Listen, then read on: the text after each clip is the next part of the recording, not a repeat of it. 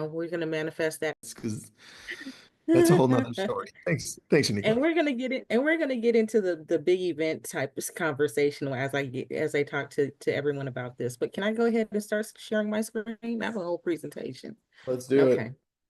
So And first and yes, foremost, I want to make sure Debbie, everybody's this not is recorded. asleep. This is going to be sent out to everyone. Don't worry about it. Sorry to interrupt you, Shaniqua. Just needed to let everybody know that. Okay. So, hey, I want to make sure everybody hasn't fallen asleep. So, for some of you, it is lunchtime. For some of you, it's after lunch. So, I need you to get in the chat, tell me where you're from, because I want to know who I'm speaking to.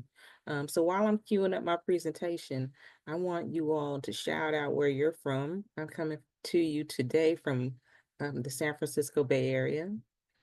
I am elated to be here.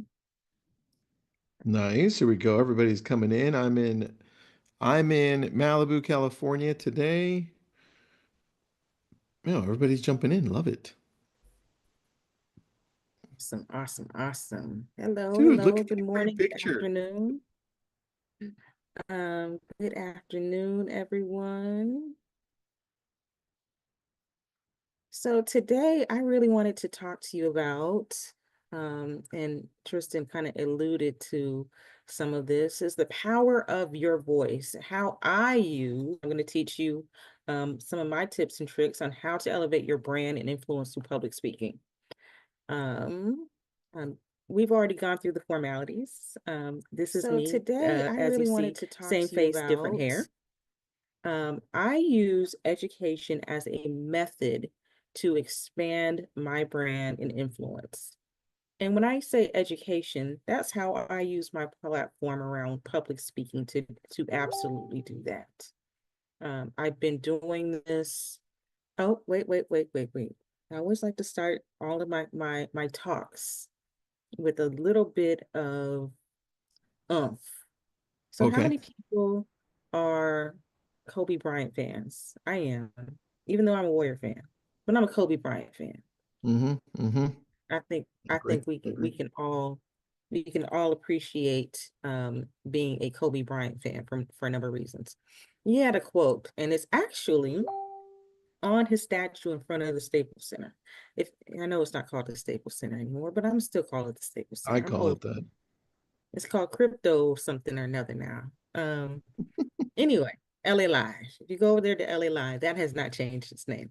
There's a beautiful statue of him. There's two of them over there now, but they're the first statue that they erected over there.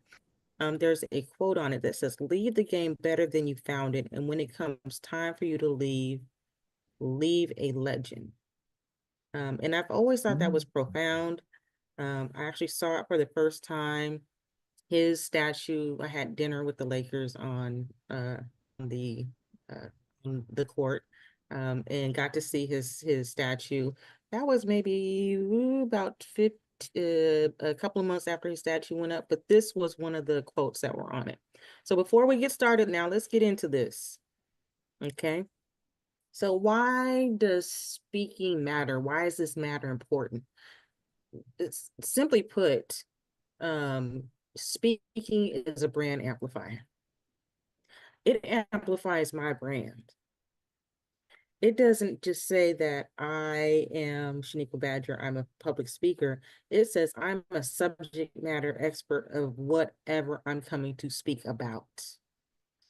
9 times out of 10, when I come to speak about something, it's either around educating the public around real estate, or it is educating our agent community around how to be better practitioners in our space. And for many people, I don't think people understand what a brand actually is. A brand is really what other people see you as. And I think that people need to get that straight because we are people who are the keepers of the shield when it comes to the brand, right? Keepers of the shield when it comes to your brand. Many times people say, oh, I'll use this as a perfect example. I want to be a luxury agent, but you work with nothing but military buyers. Your brand is a little bit off, right?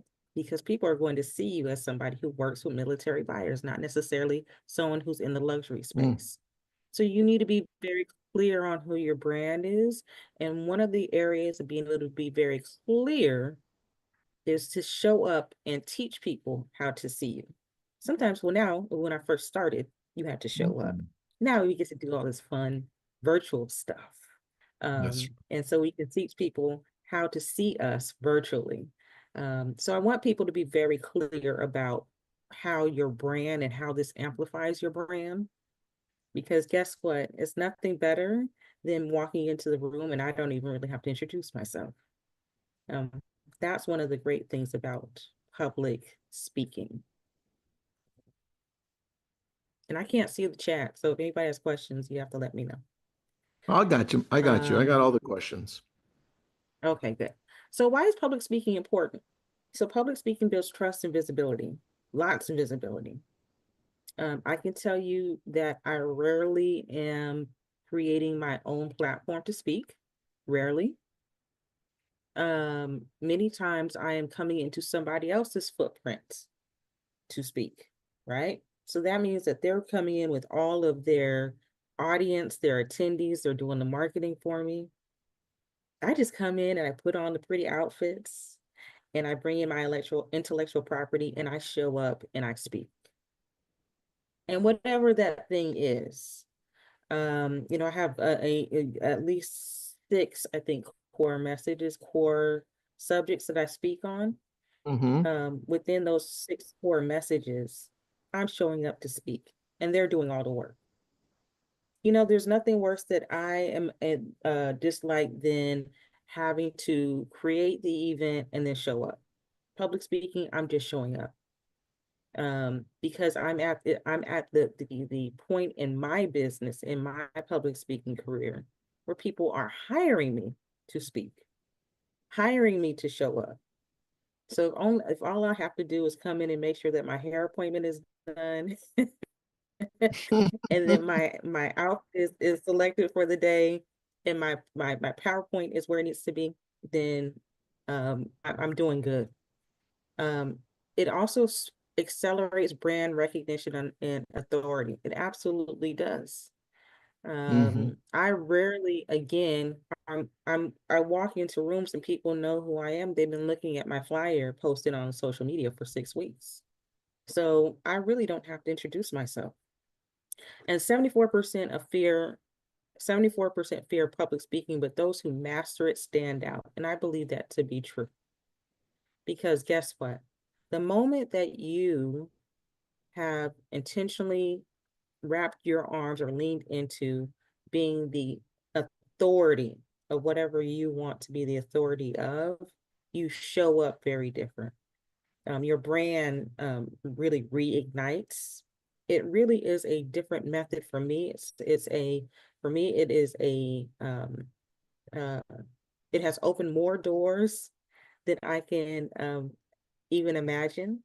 It has opened up my ability to do speaking for global platforms at this point.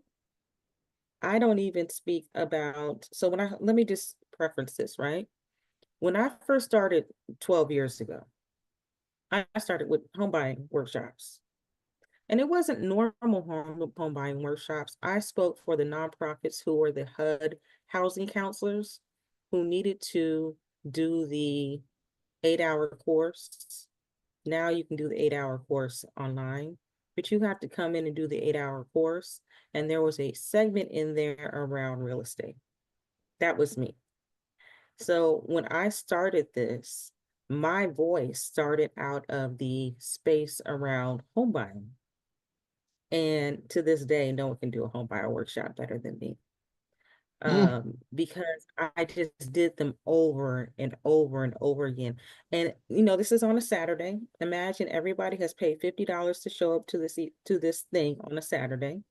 They've been there since 8 o'clock. I show up at 3 o'clock. I come in there like I'm the rock star, like everybody's opened up for me. I love Everybody's talked about lending and budget and everything else, and I come in like I'm the headliner. And because of that, that has allowed me to come in and create a voice around not just real estate, but around showing up, and showing out. And mind you, I'm an introvert. Tristan's an introvert too. We've talked about this before, Oh right? yeah.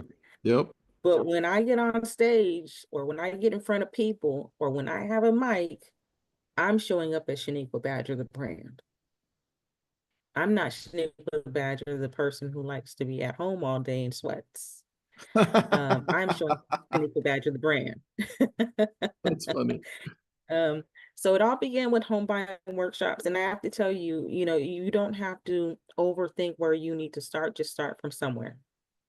It doesn't have to be um, this big production. Just start from somewhere. Well, Shaniqua, Okay. Christopher says in here, he says, using this opportunity to pitch Toastmasters International, right? Great. He goes, I'm the president of SRAR Toastmasters, which is amazing. Southline Regional, uh, the only Toastmasters club championed by the Southline Association of Realtors. We welcome all realtors. And that's a great opportunity if you're in that area, right? If not, find your local one as well. Because one of the things you Yeah, said yeah, yeah. at the beginning, Shaniqua, teach people how to see you. How Hmm. how do you not teach people how to see you when you know how to speak and you come with Hmm. confidence? So, Christopher, thank you for that. Yeah, that's a great. So for people who are trying to get into the space of public speaking, Toastmasters is great because it is a way to kind of get your vocals warmed up, what they call your throat chakra. You get to get it all nice and warmed up. You get very comfortable with being in front of somebody. And guess what? Those become your peers. Um, and there's nothing better than to lead generate somewhere. You have to That's start true. it, you have to start lead generating somewhere. I mean, many times, and I have to say this before I get too far into this. As real estate professionals, we are trained to go in and do buyer consultations and listing appointments. So when I get up and I speak in front of somebody and it has to do with real estate, imagine me doing a buyer consultation in front of 100 people. That's what for me public speaking is. Yeah. That's that's that's what for me public speaking is. Imagine walking in and doing a listing appointment in front of 100 people, I right? love It's that. lead generation for me. That's all it is. You're It listen, is you're lead lead generation. generating one way or another, right? Yeah. Either for your real estate business or for your brand building. It's lead generation for me. Um, so again, speaking isn't just performing, it's strategic.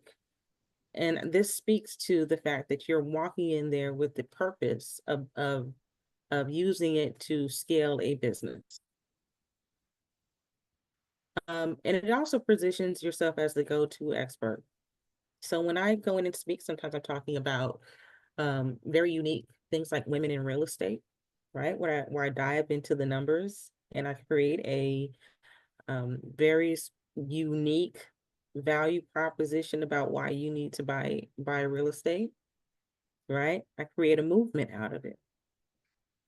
Um, I think to this day, I have helped produce one of the largest home buying events in this state. I mean, it might be in the state. No, it's not in the state, but definitely in the city of Oakland. We had 1,500 people show up for a home buyer event in the city of Oakland.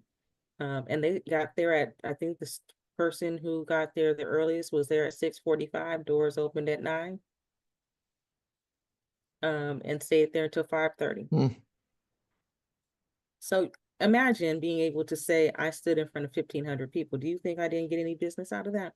Yeah, that's It's true. lead generation. It's strategic. It's very strategic, right?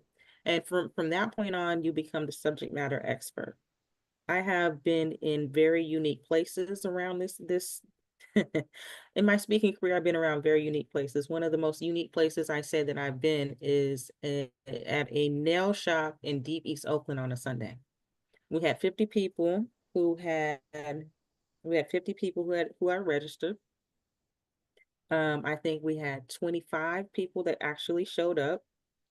And out Okay. of those 25, three of those people I have gotten into homes. Really? Three of those people, and then I had repeat clients as a result. I've had referrals from those three people as a result of it. Hmm. So again, it doesn't have to be perfect. It doesn't have to be shiny in this great place, the hotel, the convention center. It doesn't have to be any of that stuff, right? We've got a I've done question it in the middle of festivals. from What's the Erica. question? Really good question. So you only speak about real estate to consumers, not topics to realtors? I haven't been hired to speak about real estate to realtors. I would gladly do it. I mean, I think that who better to do it than us? And from our own peer group, we understand how to um, um, convey the topic better than anyone else. That's true. But yeah, I mean, I gladly would. I just haven't been hired to do so. Soon. Um, Yeah, it's coming. It's absolutely coming. That's why we do public speaking, right? It brings the conversation of is why hasn't our realtor board hired Shaniqua Badger? Well, your realtor board needs to call me, or whatever organization you're a part of should call me. Offices, whatever the case may be, right? Brokerages, whatever the case may be. Um, Again, panels, keynotes, workshops, podcasts. It's all public speaking. And, it doesn't have to start with a dollar amount. Start for free. Start pitching yourself today. Reach out to people. You would never guess or understand how effective the ask is. So just ask people. They're looking to build their platforms, especially if they're podcasts. They're always looking Yeah, to that's build so true. their platform. But keeping a podcast fresh is really hard for people. So you can help them do that by pitching them. Shanique, you So could also do the reverse, which is what? start a Start the podcast podcast. Hmm. and invite people. That would get you comfortable talking to people if you're like in the middle. And it will also give you the ability to invite local people where they get to know you too, right? So I love that idea, Shaniqua. And podcast can be a podcast of one. It doesn't have to be a team of people, three people, two people. It could be a podcast of one. Hmm, So very true. just build it. Build it so it can come. Build it. Look at that Um, twist. That's so Build it so good. it can come. So let me give you all some tips really quick, right? Yep. Create yourself a 5-minute speaking framework, whatever that is, right? Something that you can get in and out of. Um, and then so again, I'm going to preference this conversation again by saying that I'm an introvert. And so sometimes my nerves can get the best of me. I require a lot of quiet time before I go on. As much as I would love to canoodle with people before I get on stage, sometimes I have to literally get there right when I need to be there. It gives me time to be quiet, to be present, to understand that all the thoughts that exist in my head shouldn't be existing. I'm enough. People are there to see me. Hmm. So I show up so I can show up as the best version of me, right? And let's really have a conversation about imposter syndrome because I'm coming up on my 10-minute slowdown. So I gotta land the plane on this.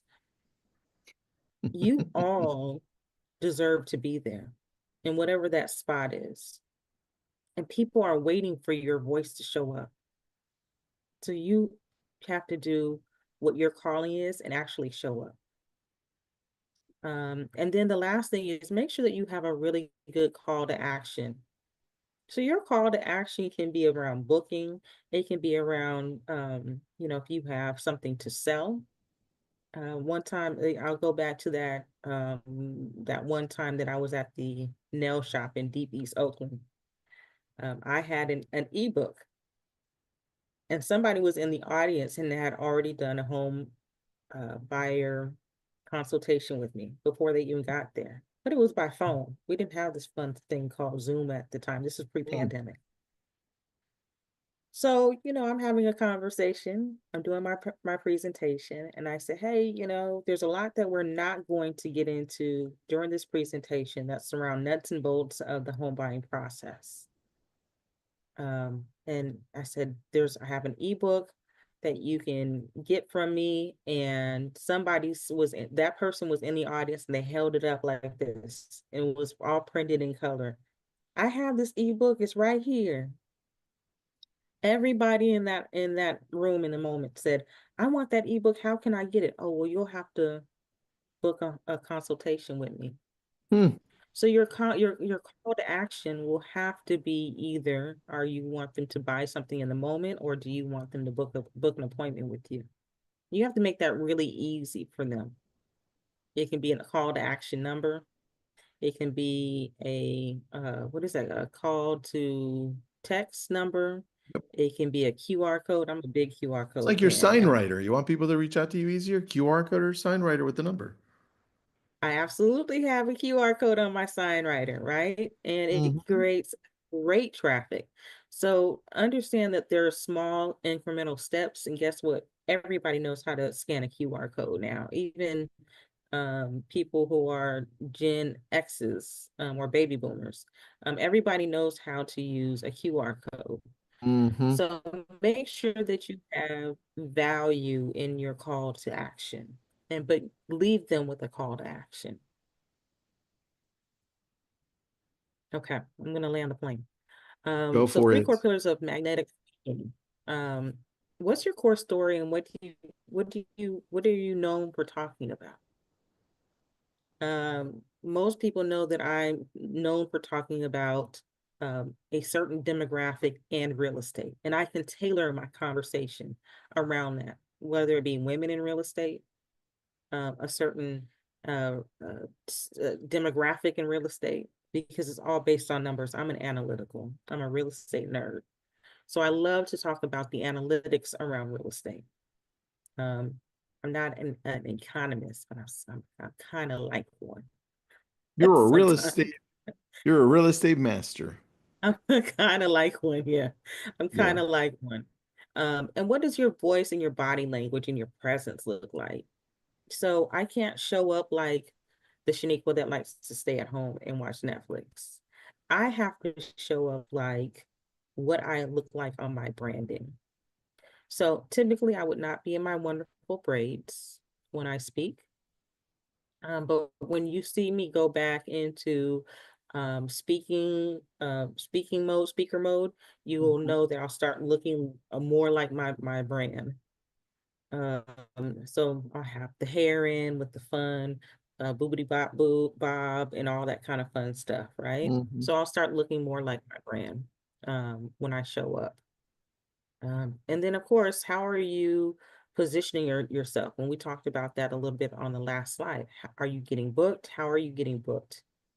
Are you repurposing your content? Every now and then I'll have a videographer with me, or I'll have somebody in the audience to make sure that they're capturing content for me to repurpose.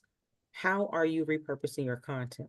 How are you showing up so people know what you do and how you do it and how you say it and how you're using your voice?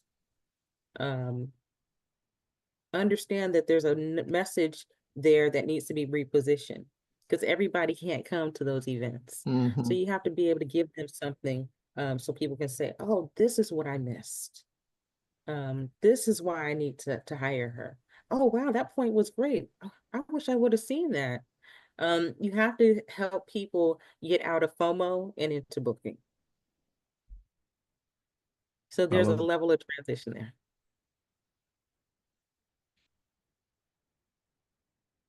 So what are your next steps to building your speaking brand? Again, define your signature topics. What is your signature topics?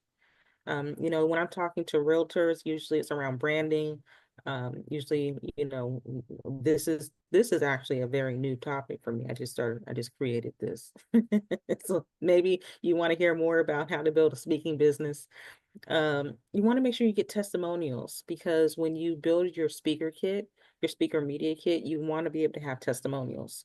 You Mm. want to be able to show that you are a subject matter expert in whatever you do. I get calls from our local media all the time. I'm on Channel 7 News all the time. I'm in the newspaper all the time. I'm not just in local newspapers. I'm in nationally syndicated news outlets. So you want to be able to show that you are a subject matter expert and be able to put that in your speaker media kit. Um, every once in a while, I go viral on social media by accident. Yep. Most of the time, by accident. But guess what? I can put those numbers in my speaker media kit because as a speaker, they want to know that how marketable you are to the public. And you're showing proof. You're showing proof that you have value to the public because your value means that people will show up to come and see you. So again, start pitching yourselves to podcasts. You can do your own IG lives. Your podcast can start on IG or TikTok. You know, I see people do random things on TikTok too. You know, you can partner with other agents, other lenders. Guess what? This is a great time for if you are an agent to start partnering with your lender and start having conversations around what the market is doing in your market. Nobody knows it better than you. So start pitching yourself, start being more visible, start letting people know that you're available to do public speaking.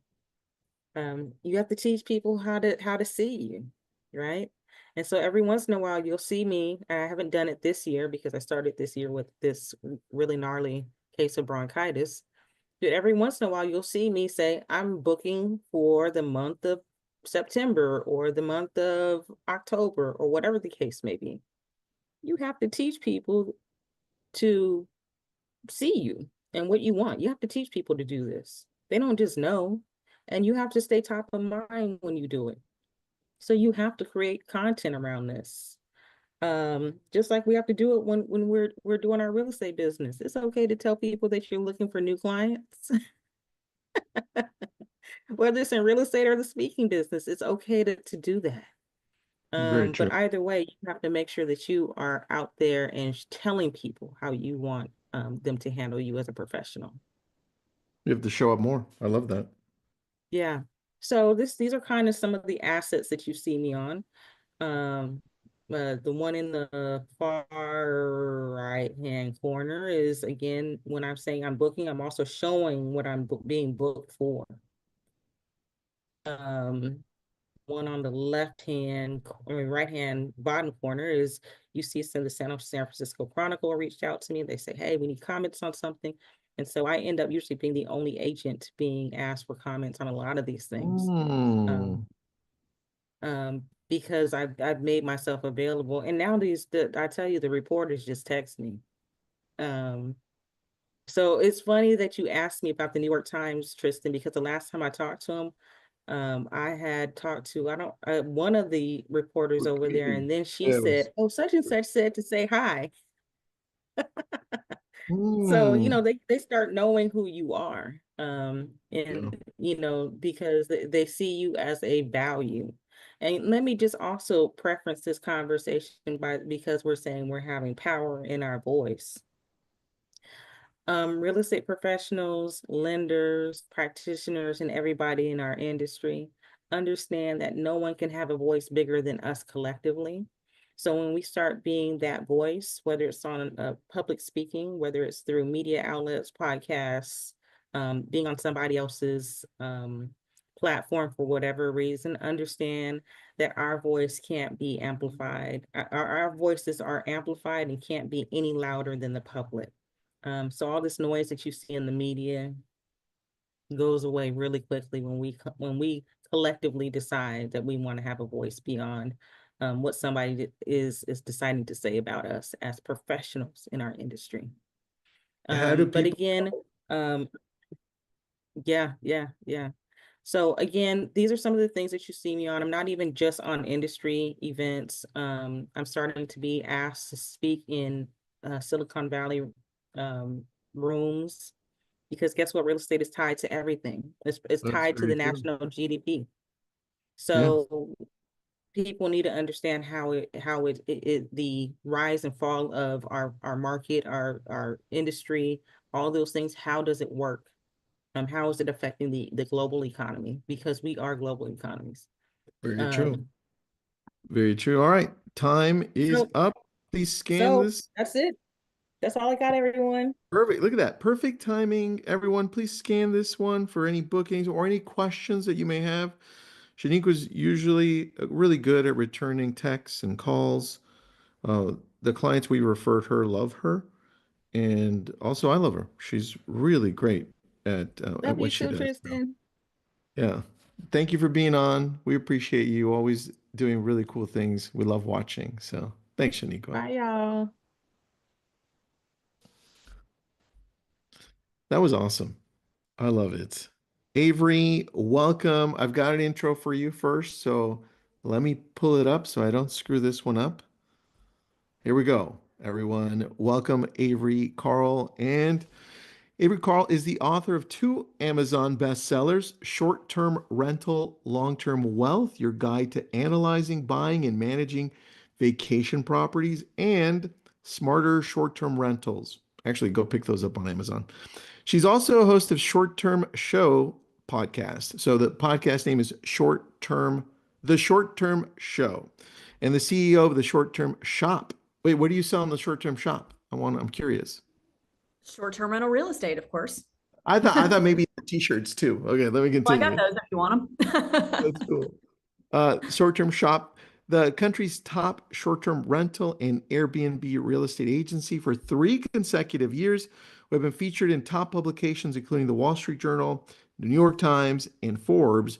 Avery went from 37,000 salary to a real estate portfolio of over 250 doors. That's crazy. In 5 years, through strategically investing in short-term and vacation rentals. This strategy allowed her to grow her portfolio much more quickly than starting off with traditional long-term rentals. It's her goal to help as many investors reach financial independence through short-term rental investing as possible. This is awesome. You piqued my interest, Avery. Where do we start with this? All right, so I have some slides to share. So I will connect to these. And y'all, I apologize that I'm not home in my office with my nice studio. I'm on the road speaking at a conference, so you get the background of the Embassy Suites. We're lucky I was able to get into my room and I'm not like with back. This is good. Don't worry. All right. Well, guys, thank you so much for having me. So today I'm going to talk to you about investing in short-term rentals. And I'll start with a little story about before I had my real estate license. I was working what I thought was my dream job in the music business in Nashville, which pays basically nothing because it's sexy. And my husband and I had just gotten married, and I had really gotten into personal finance. And I was really trying to get our marriage and life off on the right foot. We've been married 13 years now, 2 kids later. And so I was really into personal finance, and I was really into Dave Ramsey, which I am not anymore, which you'll see why here shortly. But we kind of got into the real estate investing space because we had about $10,000 saved up, and we're like, well, what do we do? We went to the Edward Jones office that was in the same building as my corporate job, and went to a financial advisor and said, hey, what do we do with this little bit of money that we have? And we were like so proud we'd saved up $10,000. And she was very, very nice about it. But she basically told us that we did not have enough money for her to bother with. And we were like, oh, cool. We're losers. So we left and went to the bar. And so while we were at the bar, we were thinking, well, there's got to be something productive we can do with this $10,000. And we had just moved from New York City to Nashville about a year prior. And our real estate agent at the time was really trying to get us to buy in this super hip, fast appreciating area of Nashville, the Brooklyn of Nashville, if you will, East Nashville. And at the time, houses there were like in the 150. She said people's appreciation is $100,000 in a matter of months or a year. This was back in 2013. So little did we know about COVID appreciation around the corner. But so we thought, well, you know what?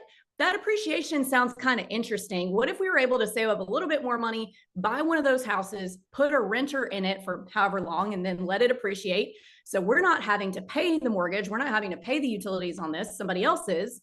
And then when our future kids need to go to college, maybe we can get 2 or 3 of these things, and maybe that appreciation will pay for their college. And we thought we were these great financial geniuses. We didn't even know it was called real estate investing. So we bought one. And yes, we bought a long-term rental, and the mortgage on that was $647 a month. And the rent on that we were able to get was $1,500 a month. So just under $1,000 a month, which was about what I was making at my dream job, because the music business pays nothing because there's always an intern that'll do it for free. So then we thought, okay, well, there's really something to this, because I have to go bust my ass all day, every day, and drive an hour and a half each way in Nashville traffic. And this house makes the same amount of money that I make while we're asleep. So we said, we need more of these. We need to do this again. But we thought, well, what can we buy that's going to make us the most amount of money the fastest, so that we can buy more faster? And we landed on short-term rentals. We did not want to do it in Nashville, because Nashville was already very anti short-term rentals. So we said, where can we buy something that is going to be, it's the normal thing for people to go there and rent a house or a condo rather than stay in a hotel room. And we just been on vacation to the Smoky Mountains, which is like 3 hours east. Nice. We stayed in a cabin, and all our friends stayed in cabins. So we're like, okay, somebody owns these cabins. Why can't it be us? So we went to a real estate agent, and this is where, because a lot of you guys are in the real estate business, if you're listening to this, and we said, we were asking a bunch of questions, and she told us, she ended up being a very good friend of mine. She passed away a couple years ago, but I asked, well, do you own any of these things? Like, how do you do? This is back before there was gurus on the internet telling you how to short-term rent, myself included. And so we just kind of had to figure things out as we went. So we're asking her all these questions. We said, well, you know all about these. Do you own any of them? And she said, no, I make so much more money selling real estate than I do owning real estate. And that has always stuck with me, because that could not be more incorrect. And what I'm going to talk to you about today is, very quickly, about, yes, you can make a ton of money in real estate. You can be very successful selling real estate, but the way to keep more of that money through investing in real estate yourselves. So now I will introduce myself after that long-winded story. I've been investing in real estate since 2013, bought that first one that I told you about then, bought my first short-term rental in 2015. I've got 250 doors now, 10 of them are short-term rentals. And well, I'll get to that in a minute. Getting ahead of myself. The rest of them are more traditional, apartment buildings, single family, long terms.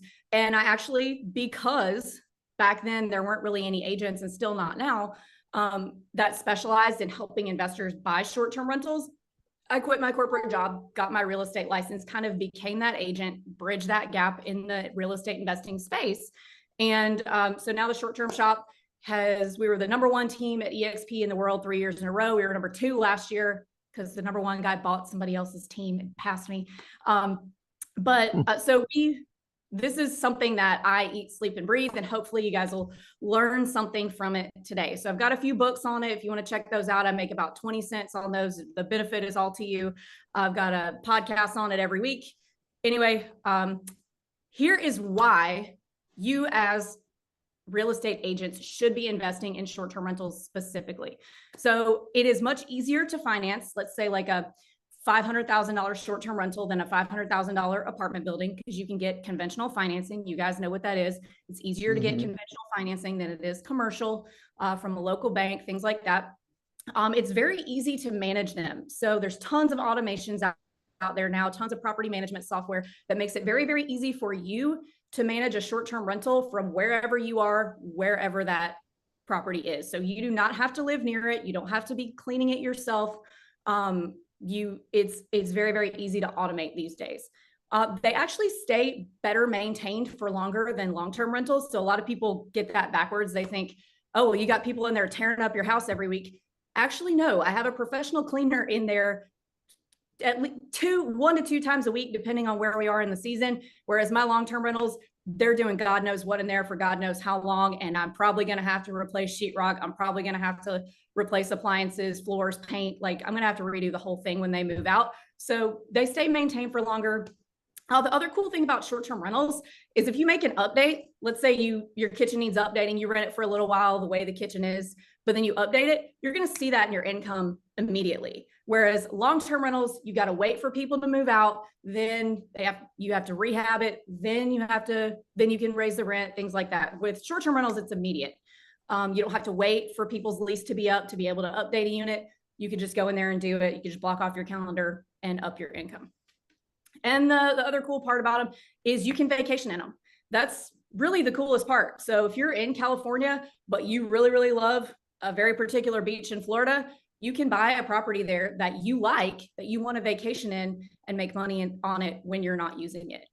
Do you use a management company or you've built your own at this point? So I do not. So for my long-term rentals, yes, 100% I use property management companies, but with short-term rentals, it takes less than an hour a week, the way automations are now, to manage one short-term rental than to pay a property manager about 20%. So to give you guys a little bit of context, so last year I bought 2 short-term rentals in the past 6 months. So we'll forget about those. But if I'd paid a property manager 20% on the 8 that I had for the whole year last year, that would have been $250,000 to somebody for a gig that a VA can do for, less than 50. So I'm a big proponent of self-management, learning those automations. Then when you have the experience to train a VA to do these things for you, you can absolutely do that. So you guys, a lot of you who have teams or maybe even just single agents probably have some experience with VAs at this point. It is for 8 properties. We have 1 VA, and that's only, I would say he handles our entire portfolio of all the properties, as well as my husband's side of our education business. So I would say it's about maybe a quarter of his job is to manage those 8 vacation rentals. So it really doesn't take much time at all. So a big proponent in you guys managing it yourself. It's super easy. I'm happy to teach you how to do it if you want to learn. One thing that I do want to say is, let me check on time because I'll go over the difference between an Airbnb and a vacation rental. So I invest in vacation rentals. So these are vacation properties in vacation markets that are tourism dependent. I'm not going into your grandmother's neighborhood in Indianapolis and buying up what would have been starter homes for families and turning those into short-term rentals. I buy in markets that 90% of the properties that have been traded since the 60s are either vacation rentals or vacation homes. These aren't areas that a lot of people live. And because of that, we're looking for high tourism, high volume tourism markets. So you don't really ever have to worry about the regulations changing up on you, or because of primary homes and hotels having problems, we look for areas that don't have a lot of hotel presence as well. So for example, the Smoky Mountains in Tennessee, Destin, Florida, Panama City Beach, Florida, where I live right in between those two, Myrtle Beach, South Carolina. You all can probably think of a number of properties like this. So, these to me are Airbnbs. These are just houses that people have converted to short-term rentals. These are what I would consider vacation rentals and vacation markets. So beach markets, mountain markets, national park markets, lake markets. You get the idea. Okay, this is what I really want to show you guys. So disclaimer, I am not a CPA, so this is not tax advice. There's a lot of great real estate CPAs that you can go follow or ask for advice on this. Carlton Dennis is one, Amanda Hahn, a really good friend of mine. She's another one. Brandon Hall, Ryan Bakey. Go follow all those guys to learn actual tax advice on short-term rentals. But here is the really cool part about short-term rental investing specifically. So as you guys know, you got to pay a lot of taxes when you're a 1099 worker, like we all are. So I'm going to introduce you to something called the short-term rental tax loophole, or the short-term rental tax strategy. So what this does is it's a special provision. I hate to call it a loophole because that sounds like you're not supposed to do it. It's just a strategy, but it's called the loophole. Let me scoot. I need to move y'all's faces to the other side. It won't let me. Okay, so typically you have to have real estate professional status, which means you spend more time on real estate than any other W-2 job you may have. So most of you guys, again, I'm not a tax professional, probably qualify for real estate professional status. So you don't have to qualify for that to use this strategy. So it's good for your clients as well. So typically, if you buy a piece of real estate, you can depreciate that over, I think it's like 34 years or 39 years. So you can write off a little piece of that depreciation every year on that property for X amount of time. Now, if you do what's called a cost segregation analysis, you can scoot all of that depreciation up to year one. And what that means is, so let's say, actually, let me get, okay. So that's called bonus depreciation. So bonus depreciation allows you to immediately deduct all of that depreciation in year one, rather than have to split it up to little tiny pieces over 34 years. Now, what does that mean to you? Hang on, we'll come back to that. Here's an example on an $800,000 property.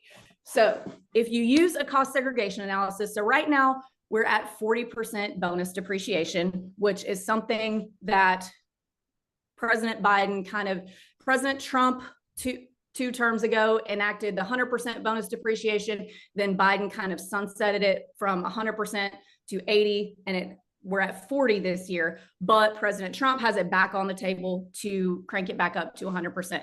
So what does that mean? Yes, and it's already, I believe it's already passed one branch of the government, just has to pass another. It's looking really, really, really good that it will come back. So this is what's important to you guys when it comes to saving the money that you make in selling real estate. So let's take an $800,000 property, for example. At 40% bonus depreciation, let's say you buy an $800,000 property this year, we're sticking to 40% bonus depreciation. Next year, when you file your taxes, about this time next year, you'll be able to write off $36,000. So that's not too bad. You know, if you, hang on, I really need to move your faces so I can see. All right, sorry guys. Okay, but if we get back to 100% bonus depreciation, you buy an $800,000 property this year for short-term rental. Next year, with 100% bonus depreciation, you can write off $71,000. And this is probably even a little bit conservative. So for example, I bought a $950,000 property back when it was 100% depreciation a few years ago, and I was able to write off like $350,000. So between 20 to 30% of the purchase price of the property is kind of the ballpark for 100% bonus depreciation. So, you know, that's a significant amount of tax savings. Yeah, it's pretty big. Yeah, it's pretty big. So it's a great way to, you're getting an appreciating asset, an asset that will cash flow a little bit. Also, your guests are going to be paying down that mortgage for you. So you're not paying the mortgage, your guests are paying the mortgage. And it is a great way, a great strategy to save on some taxes. So here is a little bit about what it has looked like the last few years. So it's in 2022 was the last year for 100%. And then 2023, it went down to 80. So as of right now, we're headed towards 0% for 2027. And 0% doesn't mean you can't write off the depreciation at all. It just means you can't scoot it all to that year one. So right now you can scoot 40% of the depreciation to year one, but to be able to get back to 100% in year one really is a huge, huge tax savings for you guys. And a lot of people don't know that the only short-term rentals are the only asset class that you can do that, where you can offset your W-2 or your high active income, whatever your active job is, whether it's, you know, a doctor, attorney, selling real estate. You can use these tax losses on your short-term rental to offset the income of your active income. So if you're buying apartment buildings or if you're buying single family long terms, you can only use that bonus depreciation to offset your other passive income, so your other investment income. But with short-term rentals, they're the only asset class where you can actually scoot it over here and offset your active income. So really, really, really cool strategy. One thing, okay, I want to make sure we have enough time for questions.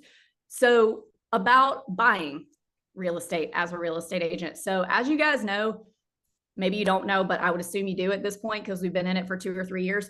We're in one of the worst real estate markets in the last 30 years, maybe the worst real estate market in the last 30 years. So fewer homes have been sold in 2022, 23, and 24, or sorry, 23, 24, and 25 than the last 30 years. So more homes were sold in the 2008 crisis than the last 2 years.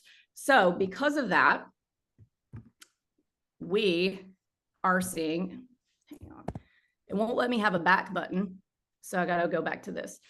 You can only pick one of these things. You can have low prices, low mortgage rates, or low competition. You pick one. So a few years ago, you guys probably remember, we had low rates. And what did we have? Insane appreciation. Prices shot up. And we also had insane competition. The insane appreciation came from the insane competition. I know all of our clients were having to offer 100,000 over asking price cash just to be considered. We would, on our listings, sometimes we'd have 100 offers. Now it's flip-flopped. We have low competition. We don't necessarily have low prices, but we have the ability to get good deals because we have low competition. The rates are high, prices are high, so we have low competition, which means it's a really good time to be a buyer and get a good deal. I bought a property. We closed on it probably 3 weeks ago.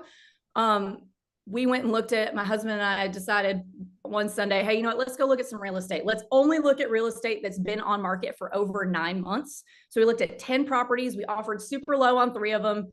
2 people were so offended they didn't even respond to us. And 1 person responded, and we were able to get a property that started at a 1.275 asking price for $813,000. So right now, especially in vacation markets, and you guys may have, real estate is very much market specific. It's not national. So you guys in your metro areas might not be seeing this, but in vacation markets, like where I work, lots of inventory, everything's sitting on the market for a really long time. And what we're seeing is the people that are selling, the listings that are hitting the market, they're not selling because they're happy and they want to sell. They're selling because they're unhappy and they need to sell. So there's something has happened that has made them say, I need to list my house in the worst real estate market of the last 30 years. So use that. You guys see these properties, the same tools that you use to prospect to get listings, exact same thing for you to buy your own properties. Prospect to sellers and see if they'll sell their property to you.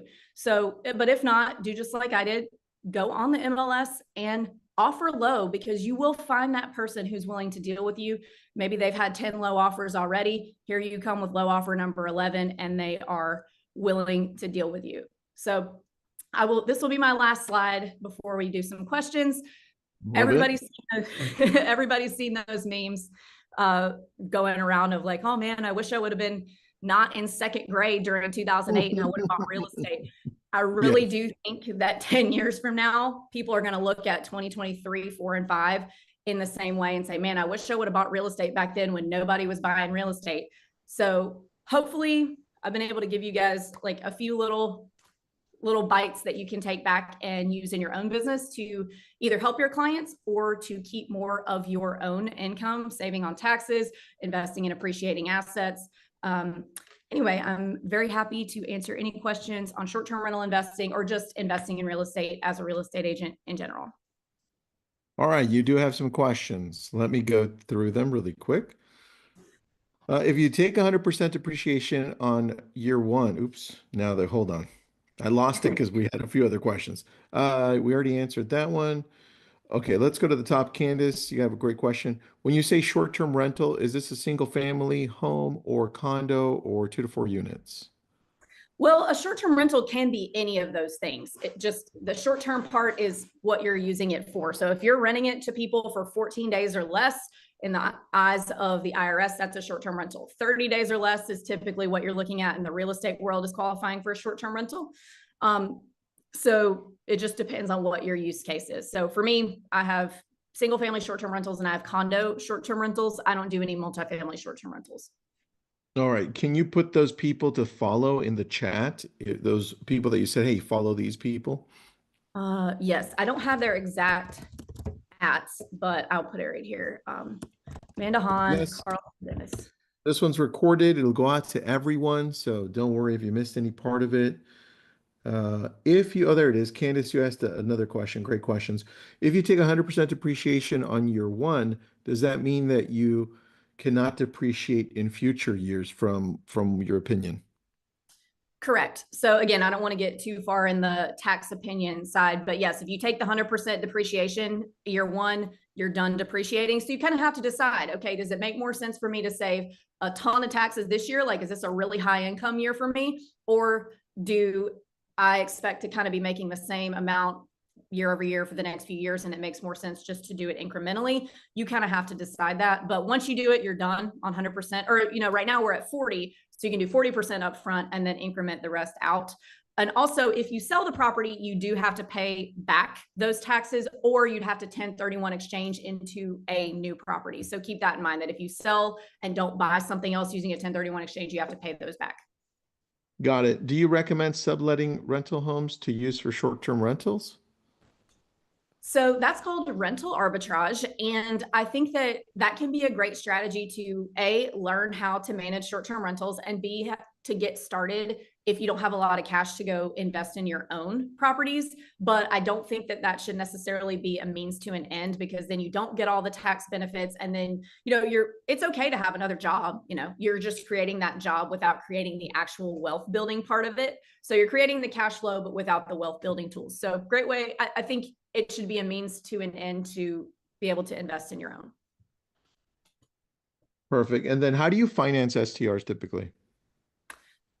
So the way I would start, if you don't own a lot of real estate already, I would get a 15% down conventional investment loan. I know that's not like fun sounding, but conventional loans are always going to be the easiest to find, even though they are going to qualify you based on your own debt to income ratio. So you're going to be limited on what you can get depending on how much you make. But a lot of people think you have to put 25% down or even 20% down for a single family. It's actually 15 with Fannie Mae. So just ask around some lenders. So I would start there until you max out. You can have 10 conventional loans, and then you can switch to something that's called a DSCR loan, or debt service coverage ratio loan. And what you can do there is it's a portfolio product, but it works kind of like a commercial loan, where the banks are giving you the loan. Instead of basing it on your own debt to income ratio, it's based on what the property will make. So the interest rate's going to be higher because it's a little more risk to the bank, because they're saying, oh, you're going to make how much? Okay, great, cool, here's the money. And then they hope you do. So it's a little bit higher interest rate, but that's a very, very commonly used product if you're out of conventional loans. Awesome. And are you renting your STRs through Airbnb or doing it on your own, like you said, using a virtual assistant that you've trained?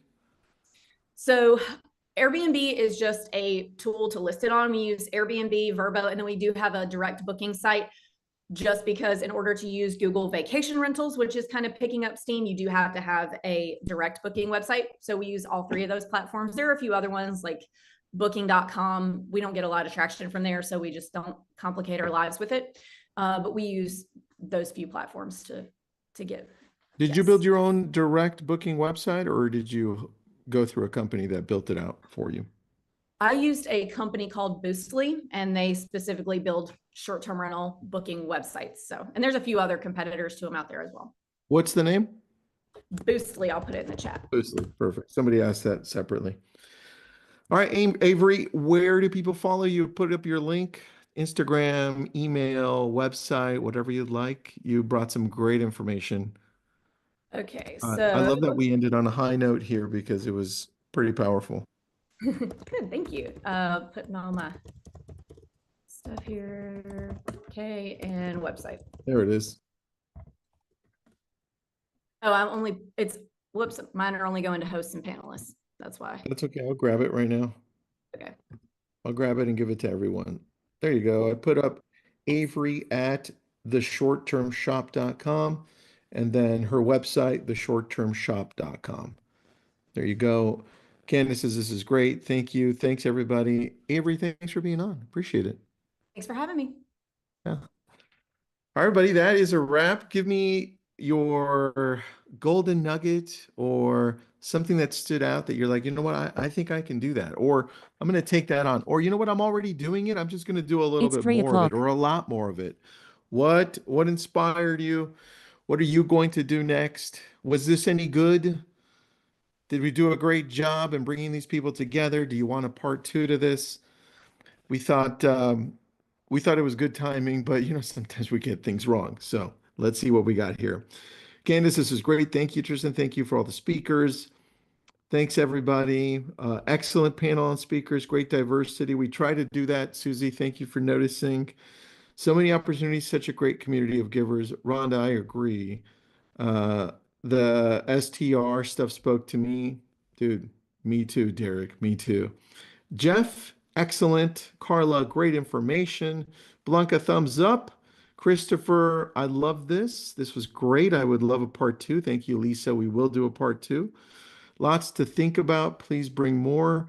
James, yeah, a lot to think about. It gives us it expands our horizons. It's like, wait a second.